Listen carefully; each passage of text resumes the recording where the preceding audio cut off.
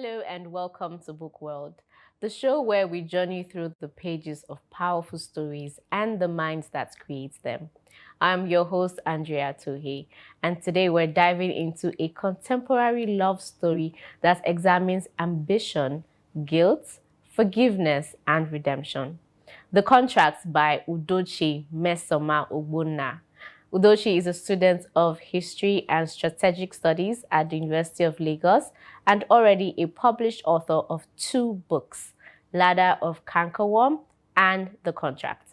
She's a young voice with a mature understanding of human emotion and storytelling.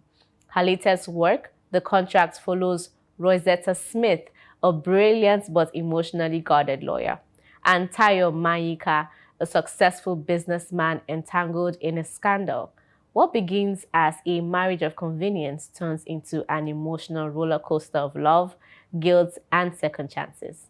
Joining us virtually today to discuss her journey as a writer and the making of The Contract. Please welcome Udochi Nmesoma Ogbonna. Hello, Nmesoma. Good afternoon. Good afternoon. How are you doing today? Thank you for joining us. I'm fine. So, Thank you. tell us a little bit more about The Contract. Uh, the contract is a contemporary romance based on a woman and a man. A woman who is emotionally shielded, guarded, based on experience, and a man who is basically focused on his business until his parents begin to force him into marriage. Okay. Now, The Contract is your second book. Am I right? Yes. Yes. What inspired you to write this story, and what inspired you to write again after your first book? Okay, the book began as I wanted to write a book about me. The book was supposed to be about me because as at the time I started writing the book, I was interested in studying law. By the time I was in SS1, I was interested in studying law. Okay. So as Rosetta is, I wanted to be a fierce lawyer, just like the character I created, Rosetta. But I over the time, I realized that me writing a story about myself when I'm just young is not something that's normal. So I decided to turn it into an entirely different story and create a character. And the twist was the death of Lawrence. That was the twist in the book. Every book must have a twist. So the twist was the death of Lawrence. So. Oh, okay. I see. Now, talking about the title itself, The Contract, other than the legal meaning behind that phrase or the word, what was it for you? I've watched a lot of movies or rather, a lot of documentaries that involve people who begin a relationship through a contract for several different purposes. So I felt that, okay, if I could start this book with a contract, if I could name the book A Contract and make their relationship start as a contract, it will be more meaningful, if you get what I mean. Okay, I understand. Now let's talk about you writing at a young age. What prompted you to just start writing, and how has the journey been for you so far as a writer? As at the time I was in high school, I read a lot. I read a lot. I didn't have access to any computer or IT based instruments, phone, laptop, nothing. So I involved myself in reading. I read educational books. I read normal fiction. I read biographies. I read several books, any book that comes my way. So, and then one time I was like, why don't I have my own book under my name? And as at the time, my imagination had already become wild. My imagination had already started to grow wild. So over time, I started to write down these things. I started to write down things. And my journey, I would admit, being a writer is not easy at all. Because currently I'm still trying to write another book as I have some manuscripts to be published. It's not easy at all. To carve out the scenes in the head and still have to put it down. It's easier to say a story than to write it. So the journey hasn't been easy at all. I can imagine. And being a student currently of history, how is that going for you? How do Yes. you combine your studies, especially a course that is remotely diverse to, you know, writing fiction? How do you combine those, and how has your Well, studies influenced your writing?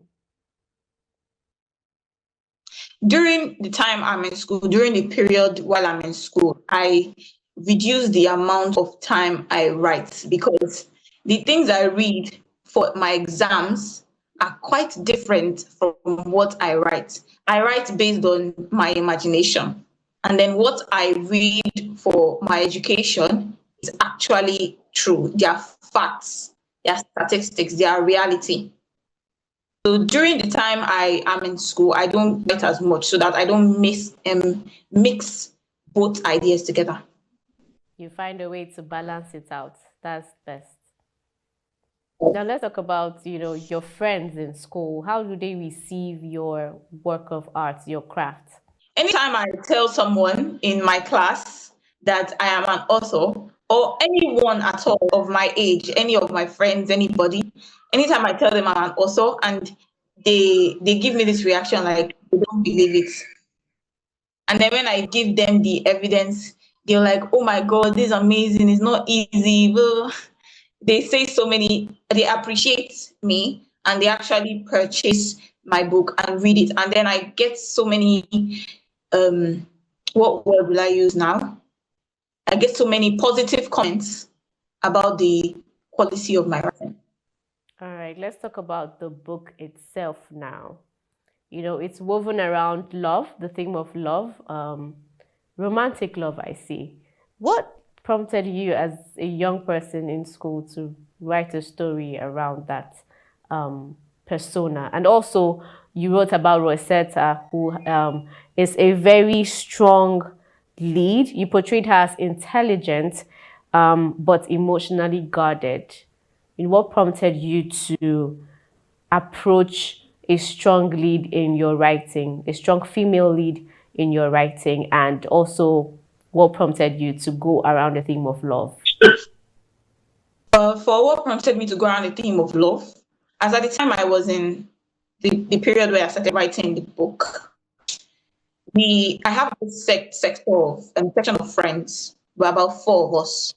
We bring different novels to school and we share it. And then when this person is done reading, the other person is reading. And then when you read so much, you get vast ideas, vast information. So your imagination begins to go wild. That was what came. And most of the books that a particular girl in this our circle brought is romance. So that's what gave me the idea of a fictional romance. And Okay. for the character of Rosetta, like I said, from the beginning, it was supposed to be a story about About me. yourself, yeah. I wanted, by the time I from that time, I wanted to grow up to be a strong woman who can be independent on my own, so that I wouldn't have people looking down on me. A strong, emotionally guided woman. That's what I wanted to. That's what I want to be as I am getting older. Okay, so can you say that as you are now, you see parts of yourself in Rosetta or parts of Rosetta in you? Yes, I do.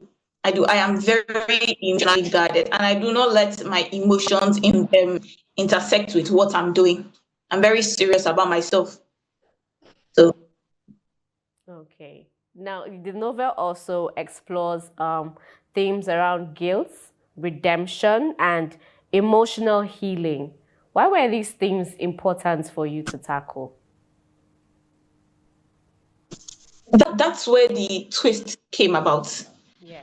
At the time, I wanted the book to not. I didn't want the book to be a little book, like just a small size. So I decided to bring out something that will make the book have more quantity, more story to tell. And so since Lawrence is a third wheel, he had to die. He had to die for a more elongated story to be created.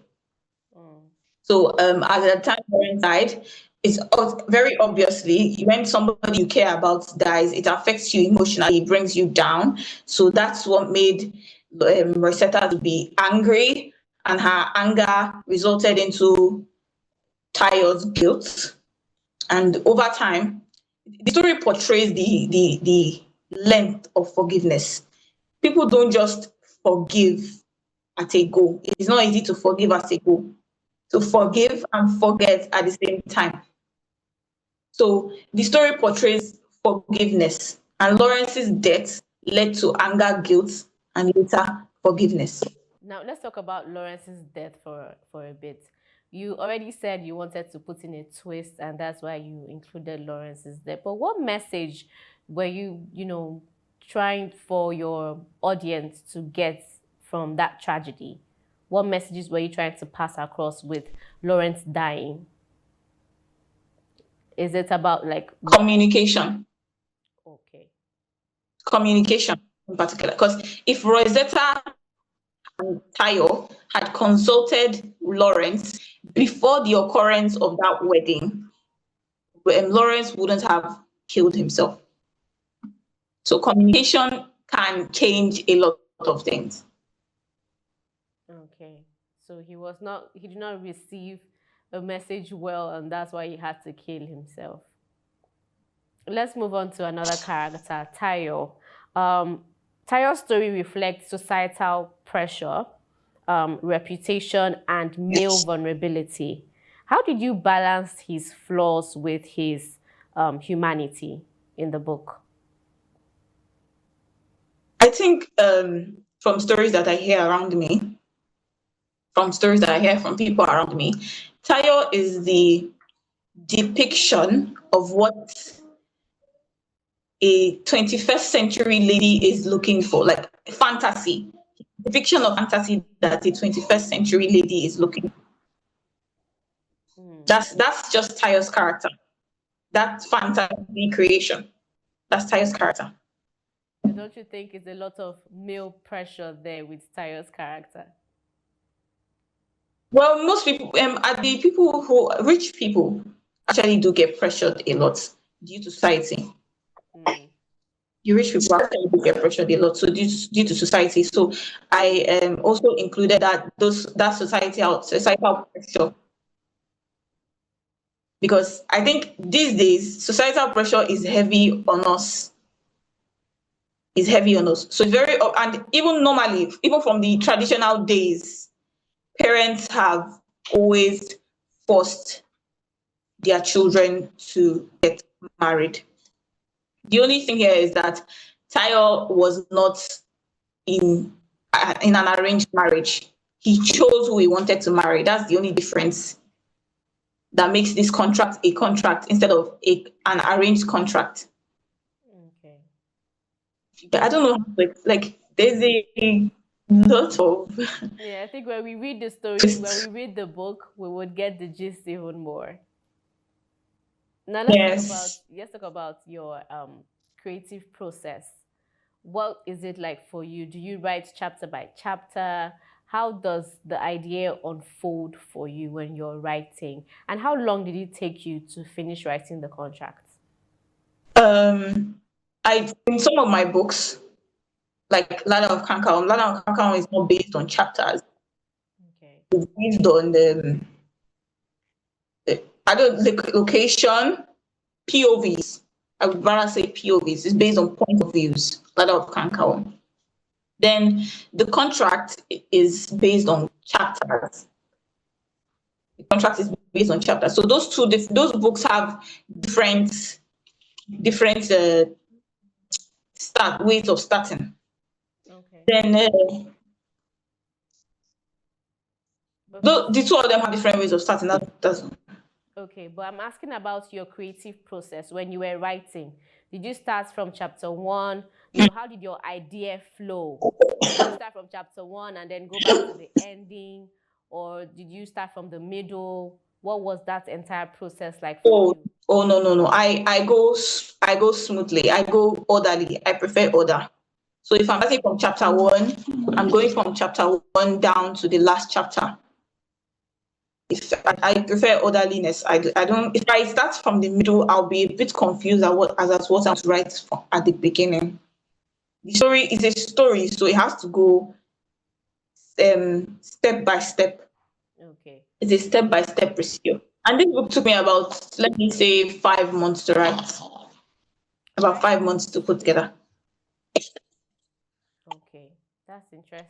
That's a short time. So I'm sure the story really flowed for you as you were writing. Okay. Now, do you also write from personal experiences or imaginations only? No, I am half of my book is personal experience, and the other half is imagination. Okay. I imagine a lot. Which half is from your personal experience? The part of the being a lawyer, the fact that Rosetta is a lawyer, and intelligent, and a strong woman Okay. is from my personal perspective. Okay. So, like I said earlier, you poured a part of you into the book as well. Now, let's talk Yes. about your readers, other than your friends in school who have read your book and the feedback you've gotten from them. Let's talk about other people, your family, extended family or friends, or even people you do not know, strangers. What has the feedback been like for you? Generally, every book, okay, every feedback I get is positive, and that's one of the reasons why I'm encouraged to write more. Every feedback is positive from both family members, even people at the library where I've just them dropped my books for reading. Every feedback I get is positive. That's great to hear. The book also talks about, other than love, it also talks about morality and choice, just as Tayo was able to choose who he wanted to be with, right? Now, do you think that every act of love requires sacrifice? It does. No, it doesn't. Okay, why? It doesn't. Why? It doesn't. There are different scenarios that people find themselves in. So we shouldn't jump into conclusions. Just like I've written this story now, somebody might have a different perspective towards this. This story now can be seen in different ways by people. And people also have their personal ideas. Some people think that love does not need sacrifices to be proven. Some people think that love needs sacrifices to be proven. So I wouldn't say love is to prove love, you have to sacrifice something. That's not the reason why Lauren's death is there. Okay, okay. So what other types of conversations do you hope that the contract would spark, especially among young people when they read the book? What conversations or what messages do you want them to really talk about? I want them to know fact that forgiveness is forgiveness is needed. How would I put it? Forgiveness brings freedom. Mm, That's the word. Forgiveness brings freedom, and love is a gradual process. Love is a gradual process. Those are the things I want them to. love is a gradual process, and forgiveness is definitely an integral part of humanity. So, in today's, fast-paced digital age, what do you think makes the contract stand out among many other stories? Um, it is one of the kind of book that would attract young girls, if I may say, people from the ages of 18 to 27. Okay. It teaches them communication, forgiveness, because these days our generation is poisoned, if I would say. Our generation seems to be poisoned. So people are not interested in listening to other people's perspective anymore. People are not interested in explaining anymore. People are not interested in forgiving anymore. If they have been let down once, they hold it them for life. They like the word cut the person off. So now when they are reading the story, I expect them to like have a change of mind that uh everything is not is not too deep. I don't know, like it's not like if forgiveness is a if you don't forgive somebody, it's, you're going to hold it in your heart, except if you don't have heart at all. Except if you don't have heart. But forgiveness is needed. That's the point I'm trying to make. Okay.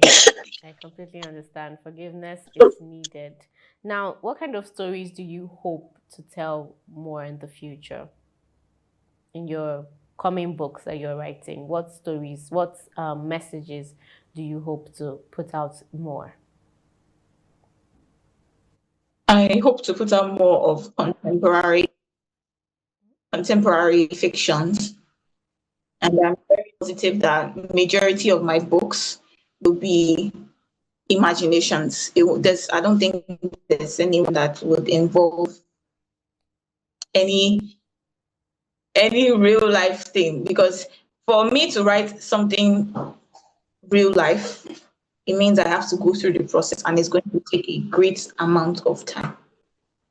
So I believe that most of my books going forward will be contemporary fictions. That's wonderful.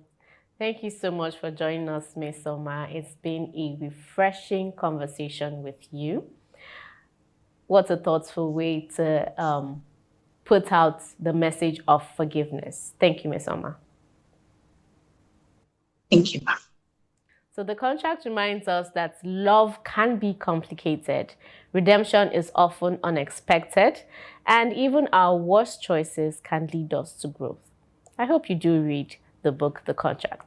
Thank you for joining us today and for sharing your creative journey with us, Nmesoma.